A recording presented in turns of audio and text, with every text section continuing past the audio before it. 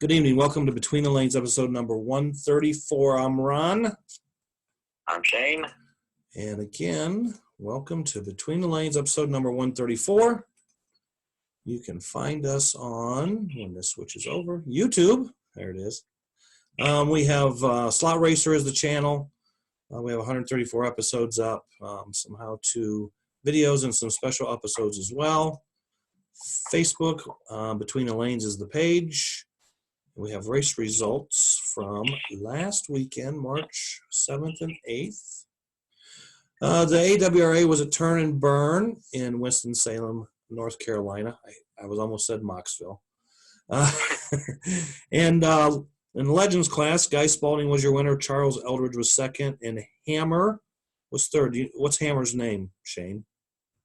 It's Danny Hamby's dad. No. Oh, okay. And honestly, I only know him as Hammer. Okay, well, that's what was on the scoreboard, so that's what I went with. Now I'm trying to think what his name is. I honestly don't know his name. Okay, so in stock car class, it was Nick, Guy, and Charles was your 1, 2, 3, and then in sportsman, oh, we skipped a picture. There we go. So and then the sportsman class, it was Charles, Guy, and Nick was your top 3 in that. Hard bodies were at Pro Slot. In the hobby stock class, it was Dave Garino, your winner, Dick Soul second, Rick Stegan third. Super stock had Dave Garino winning again. Rick Stegan was second, and Dick Soul was third. They didn't really reverse themselves in the podium picture, but that's okay. And then in pony stock, Rick Stegan was the winner, Dave Garino was second, and Dick Soul was third. So it was same 3 guys in the top 3 in 3 classes. Are you confused? I'm not confused. Anyway, Buckeye Retro Series. Buckeye Retro Series was at the world-famous Boogie Speedway in Jackson, Michigan. The Can-Am class, Rick Sloan was your winner. Eric Shirey was second. Jeremy Wyant was third. In the F1 class, Rick Sloan was the winner. Greg Van Penen was second. Matt Dubé was third. And then in the Retro Flexi class, Eric Shirey was your winner, Steve Pepler second, Bob Foster was third. It was also the final race of that series, and we don't know who won the champ. Well, we think we know who won the championships, but nothing's been officially posted yet. So next week. Waiting on the official posting. Yes. Midwest Flat Track Series was Chicagoland Raceway last weekend, and in the Enduro class, it was Chuck Gambo winning over Ezra Vosberg and Kevin Van Pelt. And then in the JRL class, Gary Gasport was the winner. Kevin Van Pelt was second, just a few inches behind, and Bernie Schatz was third. In the B production class, Kevin Van Pelt won by 1 lap over Chuck Gambo, and Jim Kreider was third. And then Open 12, Kevin Van Pelt put it on him, winning with 3:09 to Chuck Gambo's 2:99 for second, and Bernie Schatz was 1 lap behind Chuck with 2:98 for third. So there was some good, close, tight racing there, I guess maybe except for Open 12, but the other classes, it was pretty tight. Ohio Oval Series was at Mark's Model World, and in the IndyCar class, Grant Sams was your winner. Elmo second, Kirby McLennan was third. In the 4-inch class, Kirby was the winner. Dennis Murray was second. Elmo was third.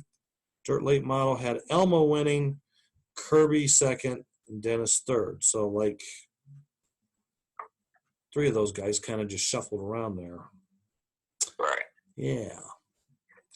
Okay, so then the Central Illinois Slot Series was at Mid-America, Bloomington, Illinois. In the FCR class, I always tell them, in Central Illinois Series, they have like they call them hard bodies, but they got them split into 2 divisions, but they race together. So in the FCR side of it, John Vincent was the winner. Randy Lynn was second. Ken Williams was third. Randy Lynn ran really good in this race. He was pretty impressive over the weekend. He's been running a lot of laps there on the Midwest Monster, and I was just going to give him a shout out that I was pretty proud and happy for him. He had a pretty good day. So in the B&E hard bodies, Ron Hirschman was the winner. Kurt Vincent was second, and Dave Fugate was third. Can-Am, Ron Hirschman was the winner. Kurt Vincent second again, and Ken Williams was third. In the LMP class, it was Toby Kendig, Ron Hirschman second, Joe Ligori was third. We were all on the same lap in the same section at the end of the race. I think we were all within like a foot of each other. It was Joe and Toby ran in the first race, and I ran in the second race, and I kind of finished right in the middle of them two in the section where they finished. So it was really close and tight between us. Stock car class, Joe Ligori was the winner, Ron Hirschman second, Kurt Vincent third. And being as it was their last race of the championship series, in the B&E points, Kurt Vincent was the champion, Dave Fugate second, J.R. Scott was third. FCR, it was Jeff Goldberg was the champion this year, Randy Lynn second, Toby Kendig third. Can-Am, Ron Hirschman was your champion this year, Toby Kendig second, Joe Ligori third. 4.5-inch stock car, Ron Hirschman champion, Joe Ligori second, Kurt Vincent third. And then LMP, Ron Hirschman was the champion, Toby Kendig second, Joe Ligori third. And then I was the overall champion of the Assist Series, which goes to the driver with the most points combined of all the classes through all the race. I mean, everybody takes a drop, but Right. I think I was 15 points ahead of Toby after it was all said and done. I was 20 behind him going in, and if I hadn't raced hard bodies, I wouldn't have beat him, but that's the reason why I raced hard bodies, so to not let him get further away from me. And we'll talk a little bit more about that in the show, but and then it was nice of Kurt, who runs the series.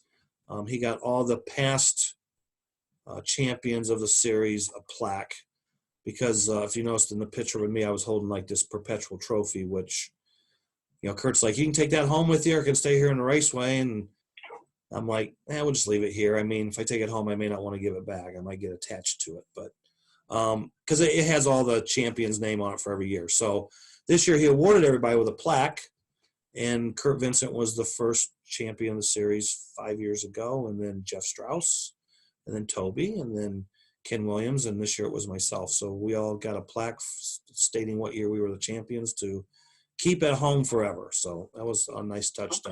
Thanks, Kurt. So no pictures. Retro East was at Port Jeff, Long Island, New York. Formula One was won by Keith Libby, Jimmy Williams second, Chubby in third. Can-Am, Matt Bruce was the winner, Keith Libby second, and Edsel was third. So winner, chicken dinner. Sunday. There you go. He's a little late, but Sorry, a little delayed. Yeah, that's all right. That's okay. We got in there. Okay, yeah. So this is the weekend of the 14th, 15th of March. We've got Mid-South at Turn and Burn. Midwest Spec Series is racing. Mid-America, I'm not going to say it because I'm not sure what's going on there. I was going to look into that and I forgot. I think the AWRA is at Staunton this week, and if not, they're the 21st, because I'm pretty sure they're next weekend. I've got a line underneath. AWRA? Yeah. So New England Retro Racing Association, they were going to be at Monoville. That race has been canceled or postponed, maybe is a better word. I don't know which, but they did announce that they are not having the race due to coronavirus concerns. So the weekend of the 21st, we've got MadFast. The 21st is AWRA. Okay. I just checked it out. That's what that line was on my calendar. So the 21st, we got MadFast at Slot Car Cave, Retro East at Speed Zone. Yuska is at Chicagoland. Hard Bodies are at Thaser. The AWRA is at Staunton, Virginia. The Flexi Nats in Canada. And on the 22nd, which is Sunday, will be the $100 Group F race at Mark's Model World. The Saturday before that, they're running some Engelwinder classes. And then the weekend of the 28th, we've got East Coast Flexi Series, not at Smitty J's as previously announced because they closed. I don't know. I didn't write down where they will be, but we'll find out by next week. So East Coast Flexi Series, OCC is at Fast Tracks, New England Retro Racing Association. Hopefully we'll have their race at Bristol 1010. Gator Retro Racing region of Florida's racing, and Dallas Slot Car will have Texas Retro that weekend. That's the 28th. So before we go, we have 3 giveaways tonight on the show. Surprise to Shane because I didn't tell him about it, but Yeah, I didn't ask. Normally pre-show I ask you give anything away. yeah, I know you didn't ask and I forgot, and then I'm like, oh, okay. So we're going to give away three 10-packs of the new Mid-America braid. So there will be 3 winners, each winner winning 10 pair of the new Mid-America braid. How's that strike your fancy there, Shane? Can you next day air it if I win? I'm racing this weekend. Well, that'll be between you and Roger. I think he can do it. I have no control over that. So, we'll talk about the CIS race. So, a couple weeks before the big race, okay, so like they have that points thing that's overall for the guys who accumulate the most points through the series, and naturally, guys that run every class at every race are gonna should be leading those points. So right. I just didn't feel like I had a shot at it because when I've been racing the races, I've only ran 3 classes. So, and I went to 5 of the 6 races. Everybody had a drop, so we dropped the worst finish. And so a couple weeks before the race, I don't know if something was posted but it's like, well, Toby's only 20 points ahead of me overall, and I'm 20 points ahead of Kurt. So I'm thinking, okay, but I'm leading the other 3 classes, no problem there. So I'm thinking, well, I'd have to outpoint Toby, like 7 points each class to get 21 points. But he's going to race hard body, so whatever he gets there, he's going to pull ahead of me. So I'm thinking, well, I need to get a hard body so I can race and keep him from pulling away and have a shot at that, So I called up my good buddy JP Milcherska. I said, hey, do you have a super stock car I can borrow for this race? He's like, let me see what I can find because he hasn't been racing and stuff. And I'm like, this don't sound too promising. But he came through and he brought me a car and he said, well, this thing was pretty good on a flat track. And I'm like, yeah, well, I'm not so good on the monster flat track because I haven't raced on it since like 2008. So, but there's less guys that race in that class than there is the FCR portion. So I'm thinking if I run that class, I'm kind of be guaranteed probably like 15 points or something. So if Toby would win a TQ on his side, he would only be like, maybe 10 or 11 more ahead of me.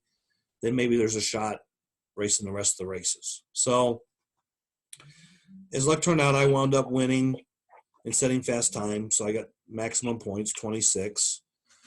He only got 10 points on his, he got 10 points. So I picked up 16 points on him. So after the hard bodies, I was only 4 points behind him for the overall. So then we ran Can-Am, and I think he was 4th, and I gained points there.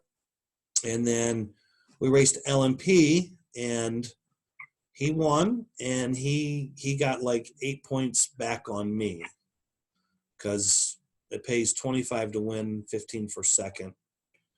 So, or no, it pays 18 for second, excuse me. So he got 7 laps, 7 points, actually 6 because I set fast time. So he got 6 points back. And I was leading going into the stock car race, and I got second there, and he was 4th. So I wound up winning the overall championship. So,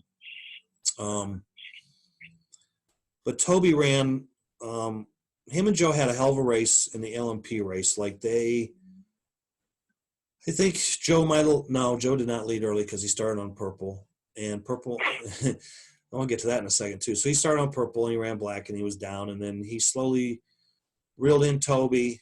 Toby had an outstanding Black Lane, he ran like 19 laps on black, which I think no one was even close. Maybe someone ran an 18. Maybe a couple of us ran an 18. Most guys were 16 and 17 on black. Black was, again, I hadn't raced on the track in forever. I thought black was easier than red. So I spent a lot of time on red.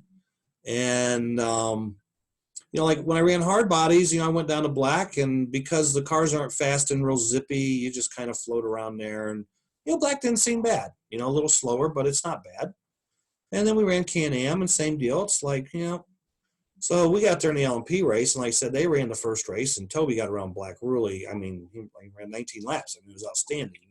And I said to Joe, I'm like, Toby probably just won the race because he ran 19 laps on black. Like, that was huge, And so Joe then runs Toby down, and going to the last heat, Joe has to pass Toby for the win.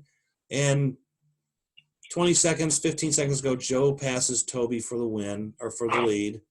And then Joe, he said he hit a marshal's hand or hit a hand on the track or something. Anyway, he came off. Toby went around him, and Toby finished about a foot or so ahead of him. So we start the second race, which I'm in, and Brian Wallig was the early leader. And then, because I started on purple, I ran okay on purple. Then I went to black, and I could not even get my rhythm going on Black Lane. It was horrible. So later in the race, Terry is down on black, old Grumpy, and new track record on Black Lane. I'm like, son of a bitch. Okay, so anyway, I'm busy running down Ken Williams, who's leading, and we got a couple of heats to go. Ken's going to finish purple and black. I'm going to finish green and blue, and I'm pretty confident that I'll catch him for the lead and everything.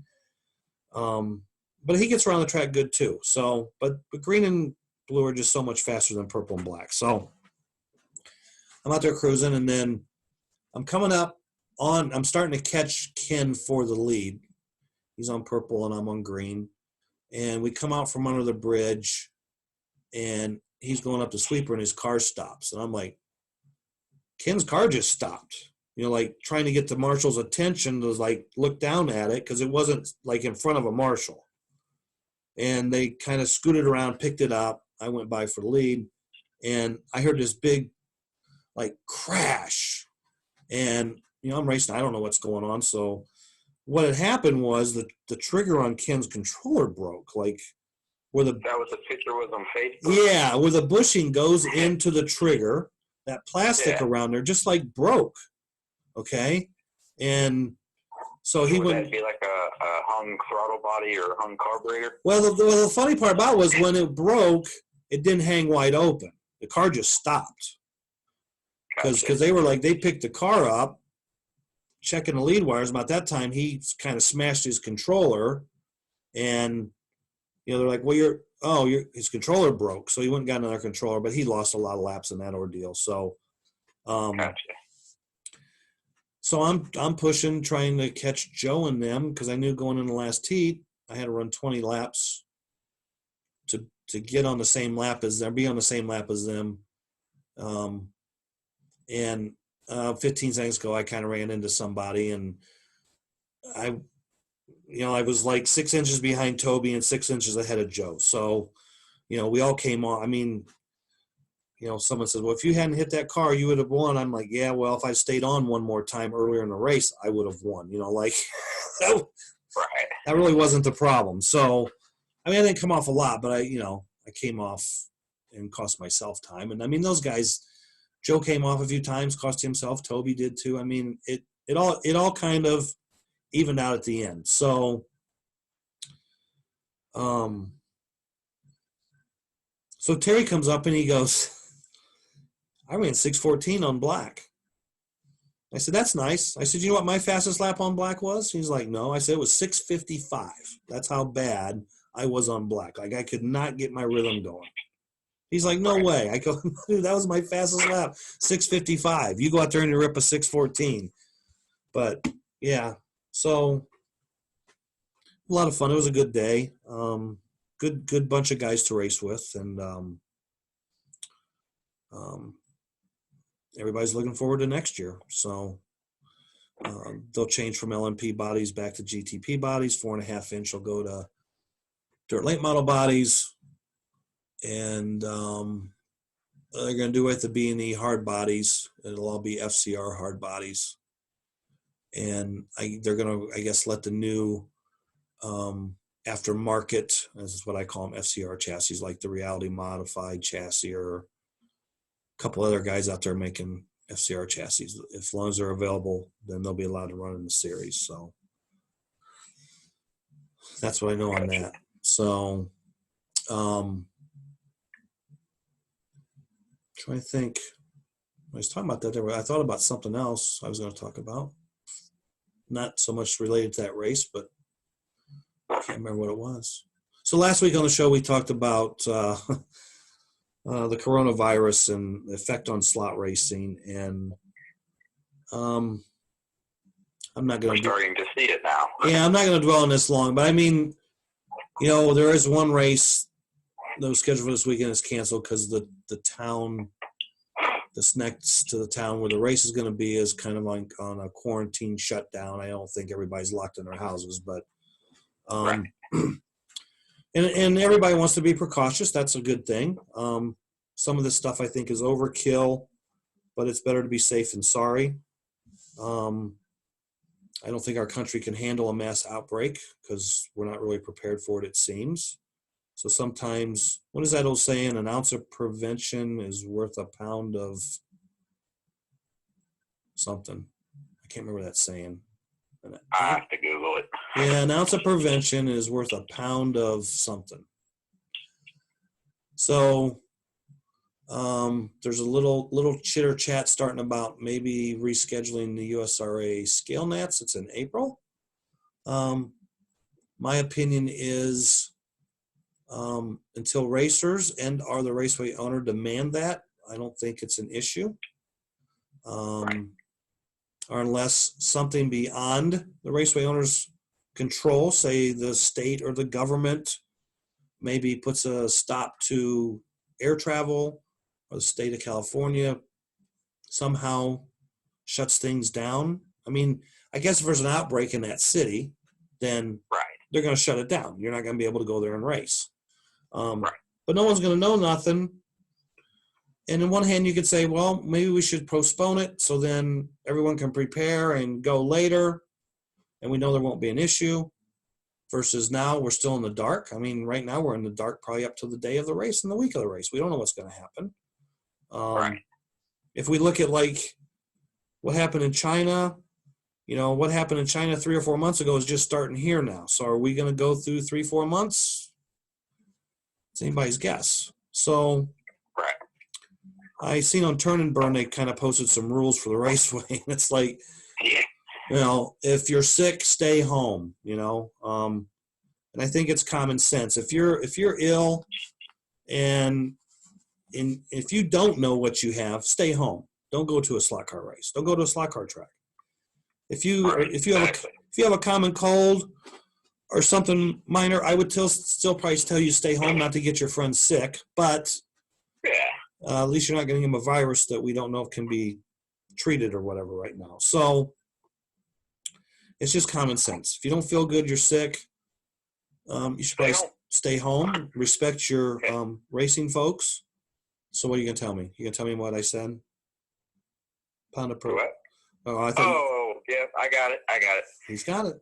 Ounce of prevention is worth a pound of cure. Oh, there you go. See, I knew there was something like that. So, someone who said it? Who said it? Benjamin Franklin. Okay. He's the guy who said a penny saved is a penny earned, too. Anyway, enough about Ben Franklin.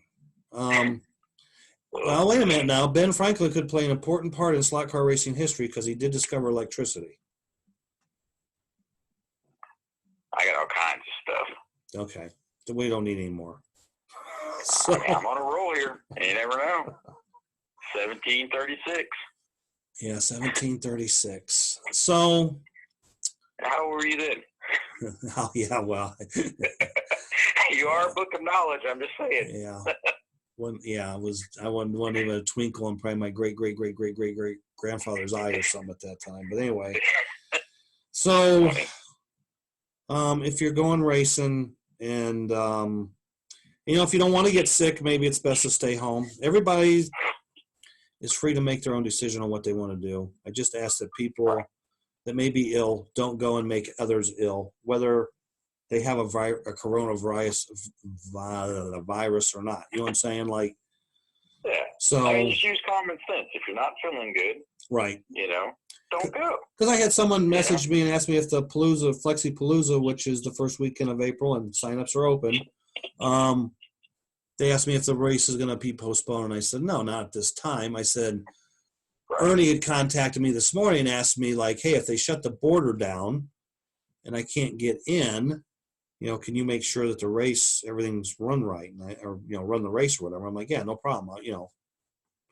So, again, that race is like 4 weeks away, but we don't know what the government's going to do. We don't know. They may shut down the border. And, like we talked earlier, there's really there's a bunch of don't knows. Right. And there was even some talk about postponing the Canadian Flexi Nats next week, and they're going forward with it. So locally, I mean, they're canceling stuff left and right out of precaution. Sure. I totally forgot about it, but I'm going to a concert the 26th of March, so it's like, well, maybe I need to check on that. And right. Everything I've seen, it's still on. And I think, if you're going to go to a race, I'm not saying if you're going to go, like, say, to the Mid-South race this weekend, and you might, if you're going somewhere next weekend, you might want to contact some of your racing buddies and just see who's going and who may not be going, because maybe paranoia. Yeah, it could be a light turnout. I mean, us guys, we want to go race. I mean, we want to go race, but our wives might be telling us different, our girlfriends or whatever. You know what I mean? Like, you're not going somewhere where there's 20 guys at. You're going to stay home so you don't get sick. You know what I mean? So, I mean, I guess the good thing for me is, okay, case in point, if I go this weekend and there's not a lot of people there to race, right, I have other things I can do there. Right. I mean, it's the Mid-South race, but I'm also doing some things in preparation for the Nats. Right. Right. And then luckily, okay, so say I get that done and there's nothing going on and I'm bored, there's plenty of short tracks racing around there. I'll just go to, so it won't be a wasted trip for me. Right. So like you said, I mean, other places may be different. There may be nothing to do there but race. So, definitely call and say, hey, who's all going? It's like we discussed earlier today. I mean, if I was going to the Nats, and I was flying there, like in your case, like I told you, I mean, you're flying a long ways, and if you're coming in on Sunday and you're going to leave the following Sunday, you might want to have a rental car reserved, just in case the government shuts down air traffic. You can at least go get this car and drive home. And if, it gets within a couple of days of flying and nothing's going to happen, you can call and cancel your reservation. You know what I'm saying? Like, have a backup plan. Just have a backup plan. My backup plan is if I fly there and I get stuck there, I'm stuck there. That's just an extended vacation. Well, I understand that, but some people are not in I just being funny. Okay. It's like, do I really want to go back to work? No, but I mean, I would rather not be somewhere that possibly, locked down, but I mean, right. But some people work will be locked down. Right, but some people locked down for a couple of days. Right, but some people could get in a situation where, like, they financially could not do that. You know what I mean? Like, right. Oh yeah. You're gonna have to stay here for an extra 3 days because the planes are grounded or whatever. I mean, you gotta have a backup plan. Right. So, with this stuff going on, you gotta have a backup plan. So. And that it don't hurt to have a plan A, B, and C, and sometimes even a plan D. Right. Yep. That's just like prepping for a slot car race, Well, that's like, so one time I'm flying from Cleveland to go to New Jersey, probably 1992. We were going to Zeppelin. They were hosting the USRA Wing Car Nats. Well, Scale Nat, that's when all the Nats were together back there, or all the classes ran the same week.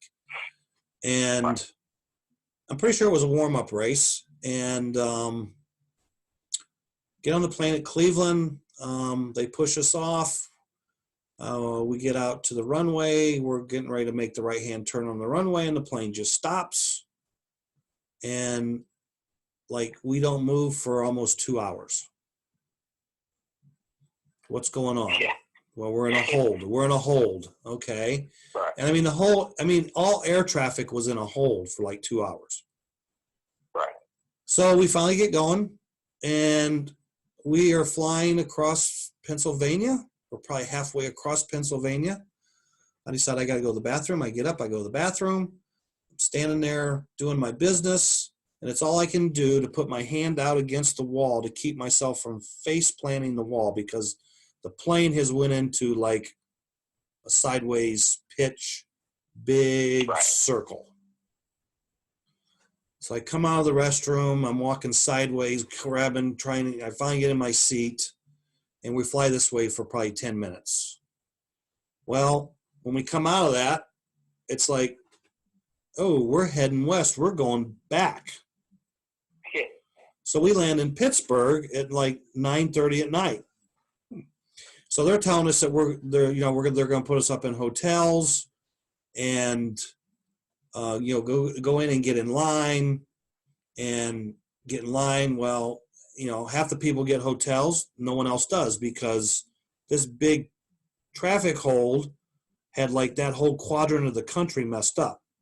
So there was no rooms to go to. So they're like, well, you guys are going to have to stay probably in the airport overnight. Oh, nice. Okay. So everybody's hungry because we haven't had any food service. Right. And so then they tell us that they've got a plane coming in to get us.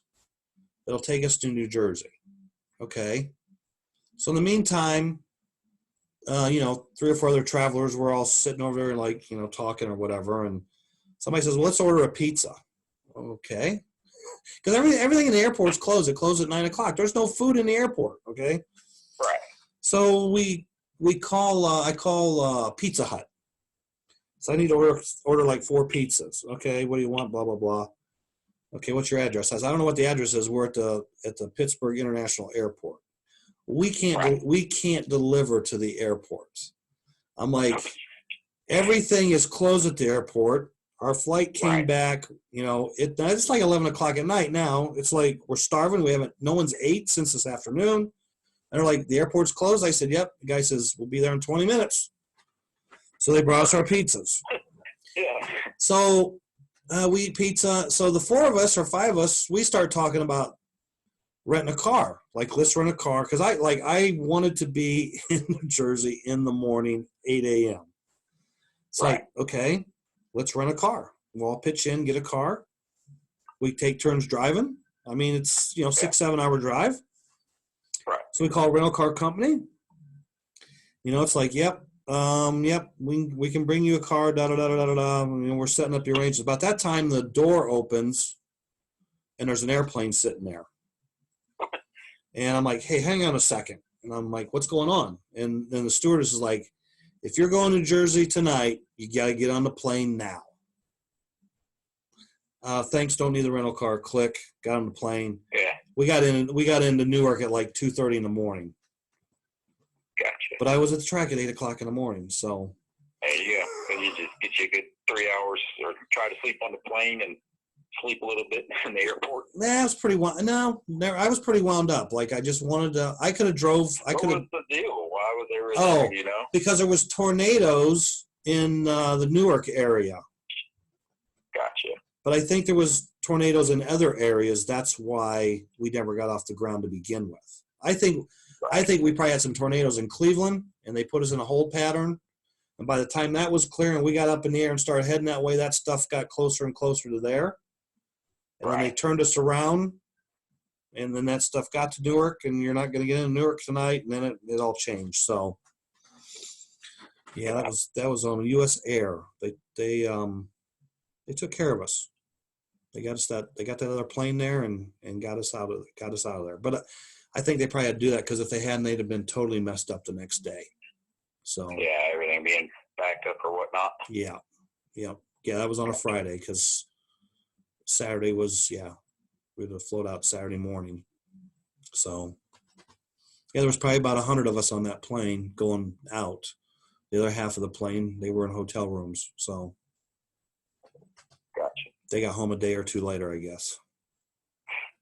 My last flight was to the Rogers race, and it was nice because it's whenever all the snow was coming through. So it was like people were canceling or doing other things. And I remember the flight up there, I had the whole row to myself. And I don't know, I think the plane holds like 130 or 140 people or whatnot. I think they said there was like 80 people on the plane.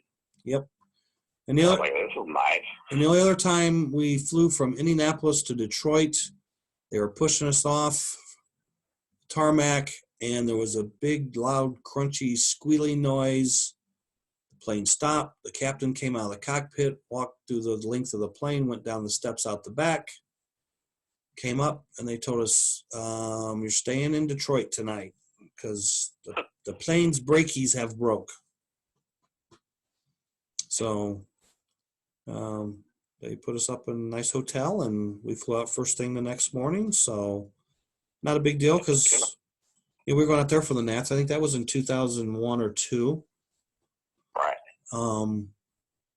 No, actually, that would have been it was before 9/11. Yeah, I think it was. Yeah, it would have been in April of 2001. So when the Skill Nats was out there. So it might have been 2000. I don't remember for sure. One of those two. But yeah, those are really the only two overnight.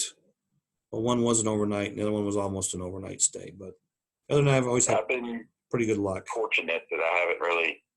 I mean, I've recently obviously just started flying, but so far everything's been good for me. Right. Which, whenever I fly, I try to make it as simple as possible. I normally just take a carry-on and I ship everything. So there's no checking with TSA, this, that, and everything else. Right. So again, go race, have fun, just be careful and take precautions and common sense. And well, until the government or your wife shuts you down. Right. Yep. I mean, I don't foresee. I got races next couple. I don't really see any problems going to the Flexipalooza, in Detroit in a couple weeks or 4 weeks. But again, we don't know what's going to happen between now and then. So it's just play it by ear. Right. Yeah. So that's really all you could do right now is just keep posted. Right. So, yeah. Who knows how long? I guess the only good thing about if we go to California for the Nats or whatnot, and the flights are shut down. I mean, luckily, Guy, he's got a rental car. I may be like, hey, you may want to get an extension on that and let them know we're driving this thing. Yeah. Well, and see another thing too. I mean, we'll go to North Carolina, and then from North Carolina to South Carolina, I'll figure it out from there. But, well, see another thing too that could happen. I mean, let's say for example they shut down the airports in California. I mean, you could probably drive 6 hours east and find another airport you could get on a plane and fly the rest of the way home. So, it's not like you'd have to maybe drive all the way home, but no one knows. It's a big unknown at this time. There's no doom and gloom. There's no. I mean, I'm not panicked. Every day is a new day. It seems like. Right. I mean, I guess if CDC or someone knocked at my door and said, "Hey, we need to check you because all your neighbors are sick," I might start getting worried. But until then, I'm just going on with, it's a normal day. So, but when you have a big event planned and people coming from everywhere, it's a little different story. So, just gotta, like I said, everybody's got to be cautious and take precautions and stay healthy and try not to make others sick. So, take your Flintstone vitamins. Take your vitamins. Yep. So that's all I got. We still got to do the giveaway. We still got to do the giveaway, but other than that, that's all I got. Unless you got something else. No, not really. I mean, I'm obviously racing this weekend, and first time in 6 weeks. Last race was the OCC race. Oh, that's right. 3 weeks. 3 Yeah. weeks. All right, so our first after winner. this- Oh, go ahead. Nah, I'm digging for. roll that beautiful bean footage. I'm digging one. I guess if I pull 2 out, that'll work. I did pull 2 out. So our first winner of 10 pair of braid is William Fernan. William Fernan. And our second winner is Jason Holmes. And our third winner is, I just want one. I got just one. So our third winner is Brock Garris, I think is how we say his name, Brock Garris. He's from Pennsylvania, I know that. William, I think, is from New Hampshire. And Jason, of course, is from California. So Jason, William, and Brock, you need to contact Roger at Mid-America, Naperville on Facebook, or Roger Schmidt on Facebook. Send a message. Tell him you're a winner on the show and you need your 10 pair of free Mid-America braid. And he will happily mail it to you. So there we have it. The end of episode 134. Next week will be episode 135. We'll be talking about Shane's race next weekend, his results. And Hopefully they're good. whatever else comes up in the world besides coronavirus. So, yeah. All right. So until next week, be safe, have fun, good luck if you're going racing, win, but stay healthy. We're out.